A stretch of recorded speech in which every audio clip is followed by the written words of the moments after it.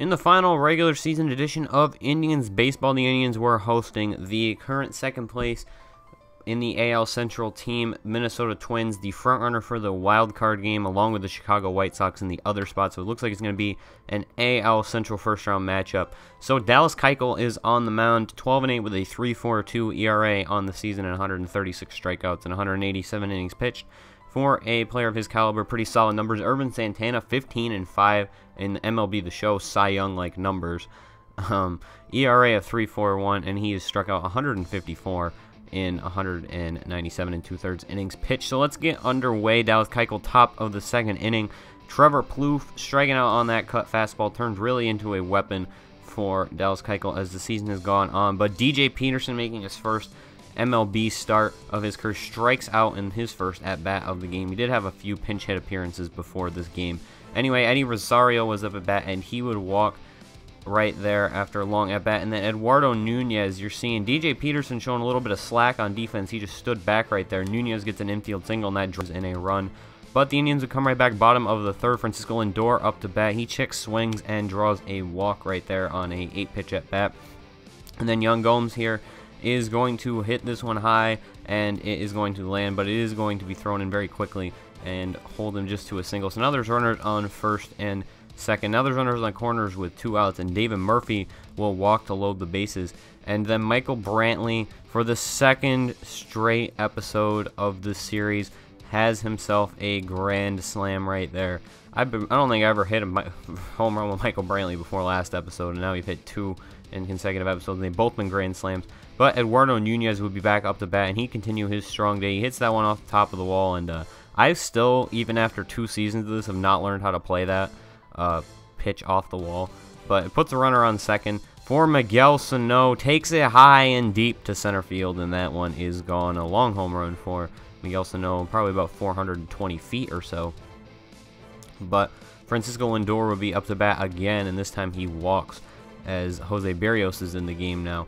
And Yan Gomes will single this one up the right side, and the fielder is kind of slow up to get it, and if Francisco Lindor is a little bit faster, I would have thought about taking it home right there. But it didn't matter because Jason Kipnis would single that one past the first baseman Joe Mauer and into right field. Yan Gomes a little slow coming off the bag, and he barely makes it to second.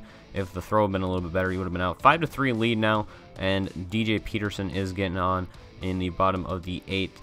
And Francisco Lindor is going to single that one to right field, and there will be runners on first and second with a 2-run lead. Maybe we can get another insurance run right here. Yan Gomes, 2-1 count, lines that one up the middle, and that is going to score Peterson easily from second base.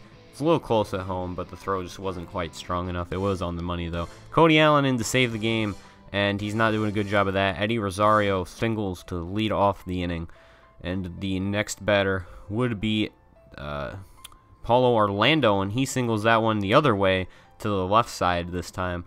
And next batter would be Tanner English, or Kramer. I don't actually know what his first name is, but tried to turn into a double play, and just Cody Allen couldn't quite get to the bag. Eduardo Nunez now is going to hit this one out, and it should be a easy catch for David Murphy, but again, hilarious fielding in right field. David Murphy is just a miserable fielder. And we really need to stop playing him in the field. But anyway, Tanner English would walk right there, and that would load the bases for Joe Mauer, who grounds this one softly, but it's not quite charged quick enough by Jason Kipnis, and it will result in only 1 out on top of the speedy base runners on. But Miguel Sano right there, and DJ Peterson making more defensive mistakes. It's now a tied game because of that play right there.